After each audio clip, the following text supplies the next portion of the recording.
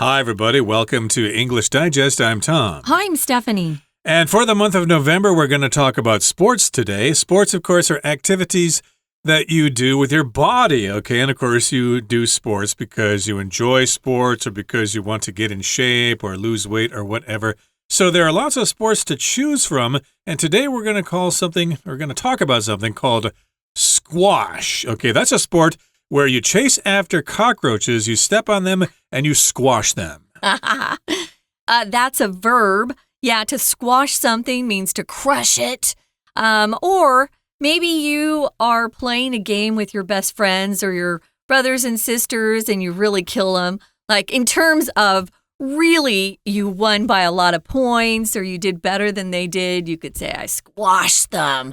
But here, it's actually the name of a type of sport that we play. I wanted to mention, sometimes people will use the word sport. You know, what sport are you interested in? Or they'll use that as the title of even the unit, sport. But that's how they talk in England and the UK. In America, we tend to say sports. You know, what sports do you like? What sports do you play? But we're going to talk about one that I have experienced in real life, and it's not as easy as you think. So we're going to start by listening to our unit, and then we'll be right back. Rainy day blues? Try indoor squash. Has rain ruined your weekend sports plans again? Don't worry, there's an indoor alternative. Squash is a fast-paced racket sport that blends strategy, fitness, and fun. It began in London in the early 19th century and is now popular in cities worldwide, including those in Taiwan. Squash takes place inside a small, four-walled court. 2 or 4 players take turns hitting a small rubber ball against the front wall with lightweight rackets. During rallies, players can use any of the 4 walls, creating unpredictable shots. In order to score, you must make the ball bounce twice before your opponent can return it. You also win a point if your opponent hits the ball out of bounds or fails to return it properly. Matches are usually played to 11 points, and the winner must lead by at least 2 points. There are numerous reasons to explore squash. For one thing, since it's played indoors, you don't need to worry about bad weather. In addition, it's an excellent cardio workout that improves heart health and stamina. Because the ball moves in all directions, players must stay alert and react swiftly. This strengthens your quickness, hand-eye coordination, and strategic thinking. With all these benefits, why not give squash a shot? Grab a racket, head to a court, and dive into the action. Okay, now we have the sport of squash in a nutshell there. That's how it works, and maybe you're interested in playing squash. But let's talk about today's article from the beginning. The title is Rainy Day Blues. Do you have the rainy day blues? Try indoor squash. And of course, most of the time, people like nice weather, sunny weather, so you can go outside and have some fun, go hiking, go swimming, or whatever. But if it's raining outside, if it's a rainy day, you might feel kind of sad because you can't really go anywhere. You're stuck inside. And if you have the blues, that means you're feeling sad about something. Yeah, and so sometimes if it's raining and you had plans to go and have a picnic or maybe go do something outside with your friends, if it's raining, sometimes you just decide to stay indoors because who wants all the rain? But it depends. If this is something that gets you down, you can try a sport, type of sport that's indoors, which is great, and that's squash. I haven't seen a lot of squash courts around Taipei, but we will talk about that in a minute. We're first going to look at the sentence here that starts our article. Has rain ruined your weekend sports plans again? Well, if you live in Taiwan, there's a good chance that rain has come and ruined your plans or spoiled your plans. We could say that too. Don't worry, there's an indoor alternative. Here, we're using indoor as an adjective because it precedes a noun, so that's an adjective. But in a minute, we're going to use indoors as an adverb, where something happens. And an adverb, in this case, is going to come after the verb. Okay, so we're going to play indoors, or we're going to play tennis indoors. We're going to play indoor tennis. They can be either an adjective or an adverb, so be careful with that. Let's talk about how this is a different choice. An alternative just means another option, another choice. Yeah, I think the sport is only played indoors, or they might have outdoor courts, I don't know, but it would be enclosed. I think they have to have a roof over it or something like that because the ball bounces all over the place. Yes, indeed, this is an indoor alternative. Squash is a fast-paced racket sport that blends strategy, fitness, and fun. So, of course, we've got different categories of sports. We've got individual sports like running or cycling. We've got team sports like basketball or baseball. And this is a racket sport, which is usually a team sport, or it could be individual. I guess mostly it's individual, one person against another person. They might have two people playing at doubles the same in tennis, right? Maybe. I don't know. I don't know enough about squash myself, but we're describing it as being a racket sport. That's where you use a racket, which is a device that you hold in your hand in order to hit the ball. If you play table tennis or ping pong, for example, you're using rackets. We actually call those paddles in the USA. Those are still a racket sport. And then tennis, of course, is a racket sport. Pickleball is a racket sport. And, of course, we've got racquetball, which we might talk about today because it is similar to squash. And then, of course, we've got squash. These are all racket games. Did I mention badminton? I hope I did because that's also a racket sport. Yeah. Rackets usually have the stringed frame on it. If you're playing table tennis or ping pong, those are paddles because there are no strings that go across each other. So, yeah, it's a fun kind of game if you have a racket, depending on what you're playing. Again, it's that device or tool. It has a handle and then the string frame, and you use it to hit a ball with. I played tennis growing up. I tried squash once with my brother and my dad. My brother and dad loved to play it together. Even though my brother was quite small, he was just a kid, right? My dad wouldn't hit the ball too hard. But when I played with my brother, he would purposely try to hit the ball really hard. And then it would hit me in the head or in the leg or arm, and I'd get bruised. So it's not an easy game to play, but it is indoors, and it can be a really great form of exercise. We're going to talk about that. If you talk about something that blends strategy, fitness, and fun, it has all of these things together. Strategy is just a plan or a method that you use to win in a game or to succeed at something. Maybe you're a business and you have a great business strategy where you're going to be more successful than all your competitors. So we use strategy in a lot of things. It could be in the government. It could be in just in a relationship. What's your strategy to get that girl to go out with you that you have a crush on? And here is just a plan or a method that you're going to use to win a game. Right. So, of course, you use planning or strategy. It can also involve fitness. You're getting in shape. You're exercising. You're breathing heavy. You're burning calories.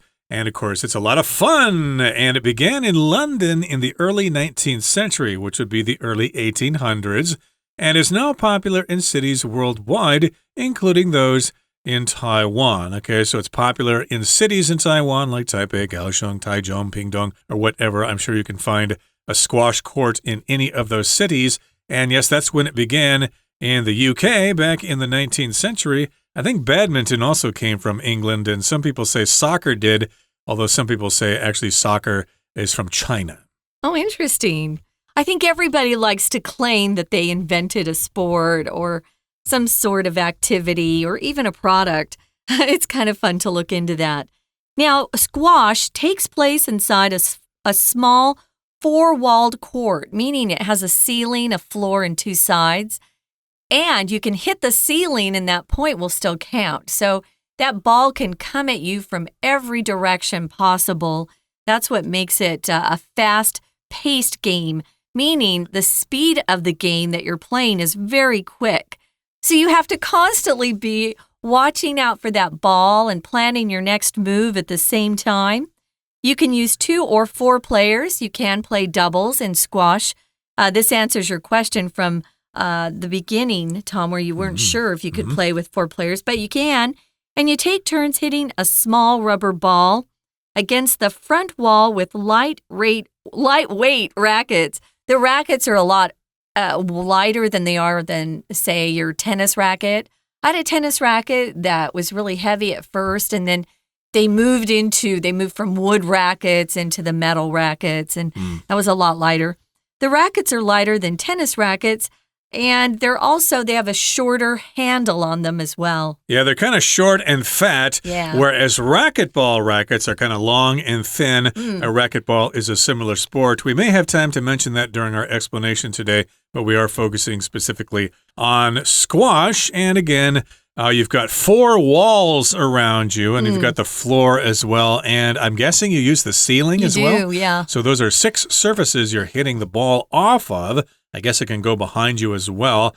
And during rallies, players can use any of the 4 walls, creating unpredictable shots. Now, here we've got the word rally. That just means a period of time in which the players are hitting the ball back and forth. Okay, so you've got rallies in tennis, for example. If they hit the ball back and forth, say 5 or 6 times, then that's a rally. You don't have very many rallies in volleyball, for example. It's like somebody hits the ball, hits it back, and then they spike it, and it's all over with. I don't understand the attraction of volleyball. But in any case here, you got those rallies where the ball is going back and forth between the players. And yes, you can use any of the 4 walls and the floor, and that creates unpredictable shots. If something's unpredictable, you can't predict it. You can't guess where the ball is going to go. You need to be really sharp and watch that ball and guess where it's going to go. Yeah, that's the hard part. I wanted to mention for those of you out there that like racket sports, especially tennis, or maybe you've played racquetball or squash, they'll also call those rallies a volley. They had a long volley, which meant the players went back and forth and back and forth. Some of those rallies can last for over a minute or even longer, which is amazing. And it's kind of exciting when the rallies last a long time. But like we're saying here, because you use and can use any of the 4 walls, it really creates unpredictable shots. That ball bounces all over the place and can come at you from all directions. So how do you actually score a point? You must make the ball bounce twice before your opponent can return it. So this is part of the difficulty. You also win a point if your opponent hits the ball out of bounds or fails to return it properly. There are rules, and they tell you where it can hit and where your feet can be when you hit the ball as well. I was watching a video about squash right before I came, and if your foot is in the wrong place when you actually hit that ball for the first time, your serve does not count. That's kind of like tennis as well. You know, they'll say, oh, you're out of bounds, or the ball was inbounds, out of bounds. Inbounds means the point will count if you keep playing to the end. If it's out of bounds, it goes outside some lines or the area that the judges have told you you can use. And if it goes out of bounds, you'll lose the point. Right, and I can imagine lots of arguments happening because of that. No, it was in. No, it was out. It was clearly out. No, it was in. That's my point. So, of course, you might need judges for that, or maybe they can use electronic equipment to tell whether the ball was inbounds or out of bounds. And matches are usually played to 11 points, and the winner must lead by at least 2 points. So, yes, indeed, like badminton, you can play, I think it's a 21 in badminton. The first person to get 21 points wins the game. In squash, it's 11 points. So that kind of tells me that the rallies are probably longer, and it takes longer to win a point. So it probably must be very exhausting that way. And, of course, like tennis, I guess, and like badminton, you have to win by 2 points. 1 point isn't enough. You have to keep going. Actually, the matches don't last that long, Tom, because you're running around and it's almost like you're sprinting the whole time. So you're exhausted. Badminton's a little more relaxed than a squash, at least. But you need to check it out. It's kind of crazy. I wanted to mention while we have the chance, we use match in certain types of sports like squash, tennis, soccer. We use game in things like basketball, football, baseball. a boxing match, not a boxing game. So those are some things that get a little tricky, I think, for second language or third language learners. If it's not your native language, you need to kind of memorize which sport goes with match and which one uses game. So right now, though, we're going to take a quick break, listen to our Chinese teacher, and then we'll be back. Hello everyone, 我是 Patrick. 今天讲解的是 Rainy Day Blues, Try Indoor Squash. 这个单元是克漏字测验，介绍的是壁球这项运动。这项室内运动源于19世纪的英国伦敦，现在台湾也有很多人在打壁球。好，我们一起来解题吧。我们直接看第一题。第一题开头提到，下雨又破坏了你的周末运动计划吗？别担心，有室内空格。接着就是第一题题干，4个选项都是名词。这题是词汇题，我们看一下选项的中文意思。A. Alternative 替代方案， B. Counter 柜台， C. Tomb 坟墓， D. Audience 观众。空格前面的 indoor 是个线索，相对于雨天无法按照计划在户外运动，室内就是替代方案，所以第一题选 A。 壁球是球拍运动，节奏很快，结合了策略、健身和乐趣，起源于19世纪初的伦敦，现在在全球各地都相当受欢迎，也包括台湾。接着看第二题，壁球在小型4面都有墙的球场内进行。紧接着是第二题题干，4个选项全部都是动词 hit， 不同形态或组合，是文法题。因为前面是主要动词，动词片语 take turns 轮流，后面再加动词要加上 ing， 所以第二题选 D hitting。 2名或4名球员轮流用轻量球拍把一颗小橡胶球往前面的墙去打击。接下来是关于比赛得分的相关规则。We're going to take a quick break. Stay tuned. We'll be right back.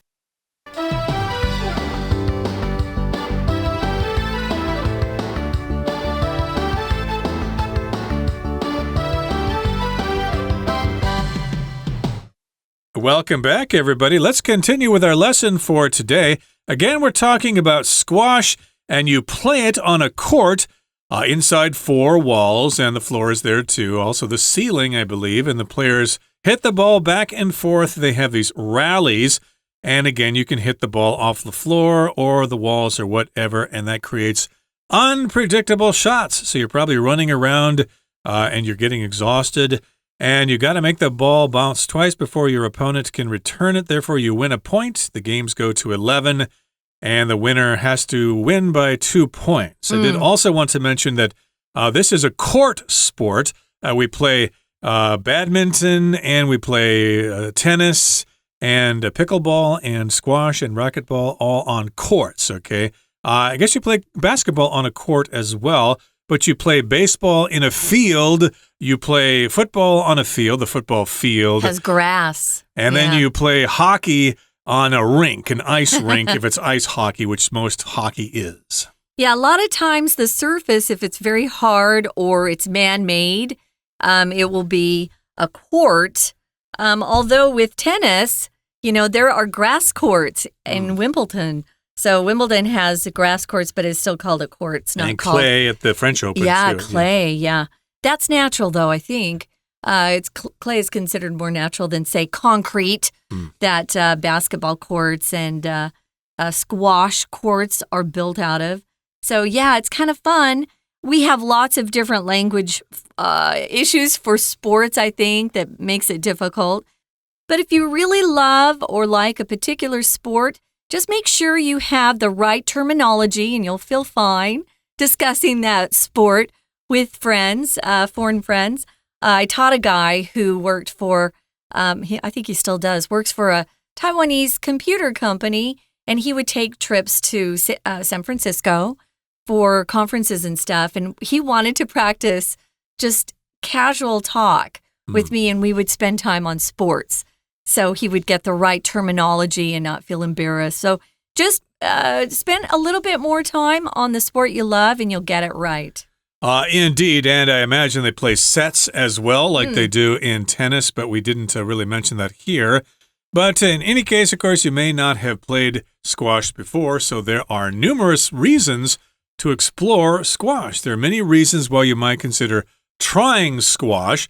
For one thing or one reason, since it's played indoors, you don't need to worry about bad weather. And of course, we all like that. If we want to do sports, we can do indoor sports, of course, in Taipei here. I don't know about the other cities in Taiwan, but here in Taipei, we've got lots of sports centers in different districts, and you could go there and play sports indoors, volleyball, badminton, basketball. You can lift weights. You can go swimming or whatever. So in this particular case, if they have squash courts, you can play indoors, even if it's raining outside and even if there's a typhoon outside, although we would probably advise against that because you still need to get to the court and you need to get home from the court, which means you'll be out in the bad weather and you might get hurt. Well, maybe it's one of those typhoon tians or typhoon days where it really isn't that strong. So maybe in that kind of weather, I know I've taken long walks in typhoons because it just wasn't very strong by the time it was morning. So anyway, yeah, we've got things you can use for indoor sports if the weather's really bad. And that's one of the great advantages or one of the numerous reasons to check into squash. It's played indoors, as we said. Here, indoors is acting as an adverb because you can ask the question where it happens. Where does it happen? Where is it played? Indoors or played outdoors. So it's acting as an adverb there. Since it is indoors, you don't need to worry about really bad weather. In addition, here's a really good advantage or benefit. It's an excellent cardio workout, and that can help improve your heart health and stamina. There's some words here we want to check out. Cardio is short for cardiovascular, which means heart and lungs together. If you talk about exercise that's good cardio exercise, you're saying this exercise is strengthening both your heart and your lungs at the same time because there's a lot of aerobic exercise and endurance training in it. And of course, there's anaerobic exercise, which is when you lift weights and do stuff like that, which you should be doing as well. But here, if you want to do some cardio workouts like cycling, running, swimming, etc., this might be a good choice for you. And I don't think you need a lot of equipment either. I think you just need some court shoes and a racket and some balls, and you're good to go. So again, it's a good cardio workout. Here, workout is one word. It's a noun. It just refers to a session of exercise. Yeah, I'm going to have a workout at the gym today, but then you can use it as a verb phrase with two words. I'm going to work out at the gym today, which means I'm going to exercise. That's when it's used as a verb, but workout, one word, is a noun. Yeah, it sure is. We have a lot of those words, actually, where like check out is one word, but to check out is two, a verb phrase. So it's a really good workout. Stamina is that ability to keep going, even when you're tired. You just keep going. And actually, people who have really great stamina don't get tired as fast as those who don't have that kind of stamina. You could also refer to it as endurance, staying power, or resilience. All of those things are really important. You get more stamina if you jog or do exercises that really require your lungs to do a lot of work. So those are some good things. Because the ball is moving in all directions, players have to stay alert. If you're alert, you're really quick to notice and respond to things around you. I know that if you're outside and maybe there is a typhoon coming, you need to stay alert. Be aware of things that are falling around you and make sure you react quickly. You want to be alert. That just means attentive, very watchful, and aware. And that means it's good for your brain. So, of course, as you grow older, you'll be less likely to get dementia and things like that. And you can probably perform better at work as a result because you're more alert. Your brain works faster. You can make more money that way, react to changes in the stock market or whatever. And yes, you need to react swiftly. Swiftly just means quickly, really fast. And indeed, you do need those skills if you're playing squash. And this strengthens your quickness, hand-eye coordination, and strategic thinking. So yes, indeed, because you're playing squash, you're getting more power in these different areas. Your quickness is strengthened. Your quickness, of course, is your ability to move fast. It also improves your hand-eye coordination. You need that for some sports, especially if you play, say, basketball. You need to know how to bounce the ball and pass it and shoot it. Baseball for hitting a pitch. That as well, or even pitching, I believe, as well will require. Golf as well, yeah. Sure, hand-eye coordination. Your brain has to work together with your limbs to perform the sport. And also you need to have some strategy or strategic thinking. You kind of need to plan ahead. If I hit the ball there, then my opponent will have to move over there, and maybe they'll miss the shot as a result. Yeah, that's good strategy. I wanted to mention with squash, you cannot use the ceiling as one of the places where you hit the ball. Racquetball, you can. Squash is a little bit tighter than racquetball. Racquetball, you have to stretch more, and you can use the ceiling on that one, but it's lots bouncier. There's a less bouncy ball in squash. So check it out. There are some videos on YouTube that show how to play, and there's this lovely Australian lady I was watching who was giving us the rules. So it was kind of fun to learn about squash. Okay, so with all these benefits, why not give squash a shot? Yeah. You shoot the ball or you hit the ball in squash, you take a shot, you try something. So grab a racket, head to a court, and dive into the action. If you dive into something, that just means you get involved with something rather quickly. Like you dive into the water, you can dive into a kind of activity to become involved with it rather quickly. Okay, we're at the end of our discussion for today. Here comes our Chinese teacher. 我们继续看第3题，请看第3段。探索壁球的理由有很多。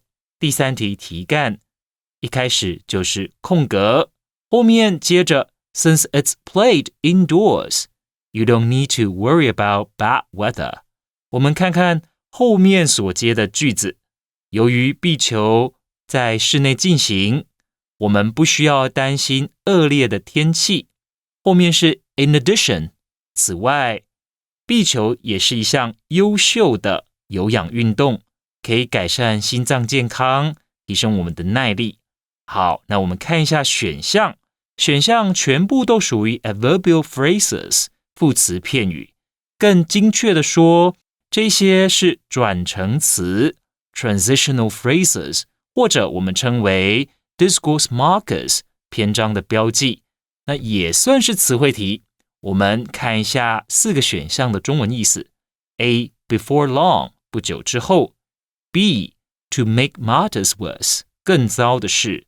C. For one thing， 首先其中之一。D. In other words， 换句话说。空格后半先举了一个例子，也就是第一个例子。空格下一句一开始的时候，我们看到关键字 in addition， 此外，要表示还有其他的理由。那我们大概可以推测的出来，这些句子呢是在逐条告诉我们说，打壁球有哪些好处。所以第3题答案选 C for one thing， 表示呢，首先告诉我们打壁球的第一项好处。我们再看到第4题，前一句说，由于球会往各个方向移动，球员必须要保持警觉，而且要迅速反应。再来是题干，我们看到第4题的题干，那这4个选项都是动词，是词汇题。我们看选项的中文意思，按照前后文做出选择。A. forbids 禁止， B. resigns 辞职， C. strengthens 加强， D. protests 抗议。既然是提到打壁球有哪些好处，那所以呢，第4题我们的答案就选 C strengthens 加强。好，那最后第5题咯，我们看到这里讲到有了这些好处何不空格，那4个选项都是动词片语，是词汇题。我们看选项的中文意思，按照前后文做出选择。好， A 是视壁球为理所当然， B 则是尝试打壁球的意思。那 C 呢，是不惜一切代价避免打壁球。